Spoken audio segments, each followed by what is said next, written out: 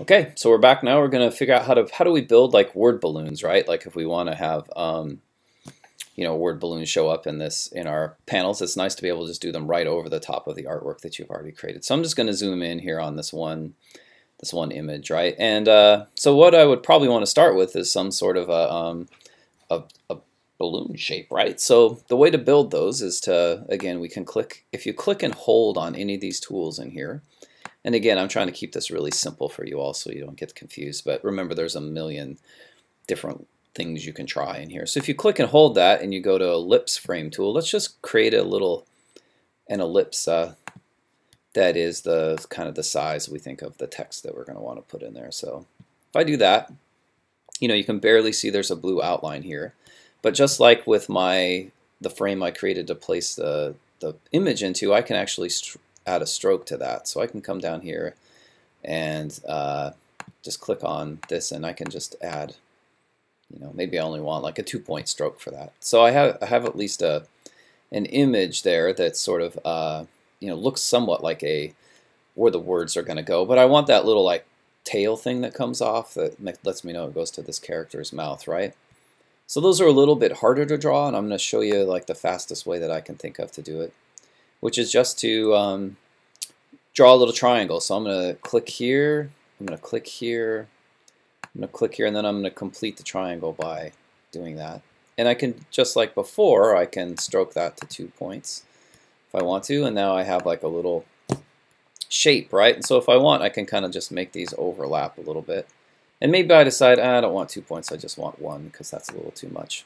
So I can just make them both down and just kind of make it so that they kind of overlap a little bit. So there you go. So I kind of have like a balloon, like a word balloon, right? But it's kind of got this ugly edge here and all that stuff. So what I want to do now is I want to click on this. I want to hold down the Shift key and click on that one, and I want to choose both of the objects. So what I want to do is make these two objects one object, and I want to delete this little bit that's in the middle of it. So to do that, what you want to do is you want to go up to Object. So you have your two objects selected. Make sure they're both highlighted, right? They both have the square around them. You go up to Object, and you go to Pathfinder, and you just go to Add. And when you do that, you see now, oh man, I have like a really nice looking word balloon, right? And then you think, well, I don't really want to see the background behind this, Scott. So what you can do is you can come up here, and this is your stroke. So this is the line that goes around your shape. And this is your fill. So I can just click on that button, and I can choose like white and drop it. And now I have this really nice word balloon that points directly to my character's face, so people know who's saying what. And so that's a really basic, simple like word balloon. If I wanted to create a text box, like just a box that I could put text into, like a little, thing, I could just draw that down here, right? And I could do the same thing where I put a 1-point stroke on that, and then I can fill it with white again. And let's see, go back. And in this case, I've chosen a white color for my stroke, which I don't want. So let's see. I'm going to grab that, click on it. I want to make sure I'm picking a better color. There we go. Go all the way down there, so I have a black box there now. Okay. So now I just have a little text box there, right? And if I wanted to, I could just add type to that text box. So I can come in here now, and I can select that. I can grab my type tool and just click on it.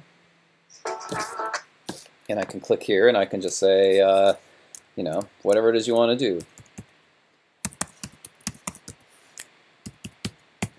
And again, I can change the typeface if I want to by highlighting it and coming up here and putting in, whatever typeface makes sense for what I'm trying to do. So again, you can choose whatever it is you want to do. You can also change the size by just cranking it down a little bit. But you really don't want to get smaller than like 8 or 9 type point.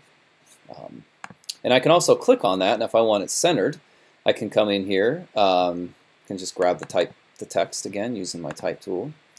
And I can just go to this one that's centered, and it'll put it in there right in the middle. So that's kind of like if you wanted to put in your backgrounds. If I wanted this to be like a yellow background instead of a white one, I could just grab that, and I could go up here to that color, double click on it, pick out a yellow color, and click OK. And now I have yellow. So there's all these different ways you can modify it. Don't get too troubled. Don't get too worried if you can't figure it out. So then the last thing will be, well, how do I get type into this, into my into that particular sort of word balloon, right? So I can click on this again and come back up here and click on my type, and I can write whatever I want to write in there. So like, you know,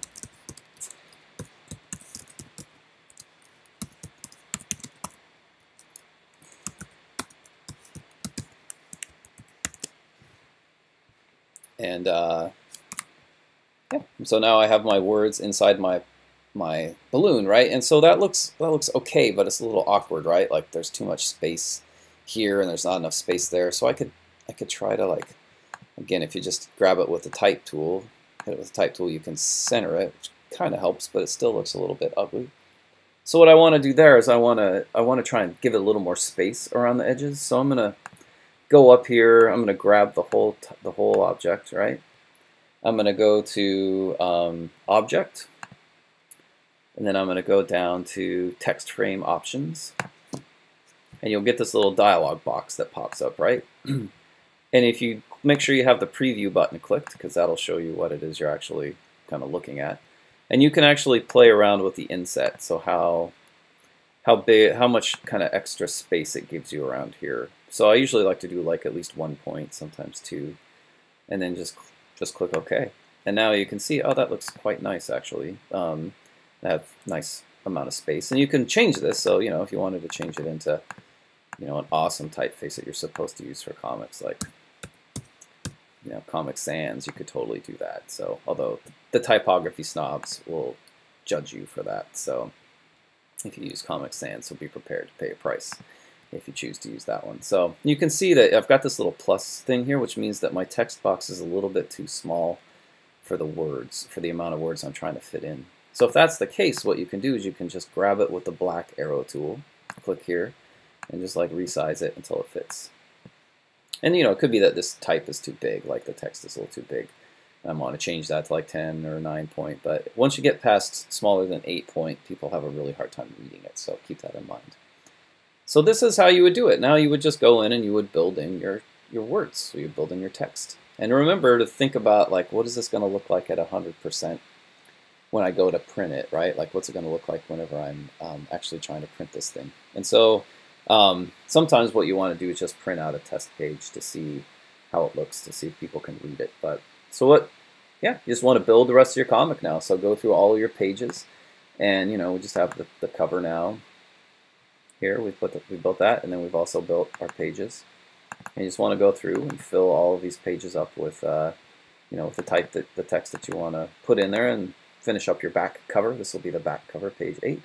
And when that's all done, make sure that you save it. Make sure you save often through the process, so in case something crashes, you don't lose all your work. So I hit Command S kind of like instinctively, just constantly, to make sure I'm saving things. But once you're done with that, then we'll move on to how to actually export and print this thing. So proofread, go through and make it look awesome the way you want it to, and then we'll be ready to print this thing out.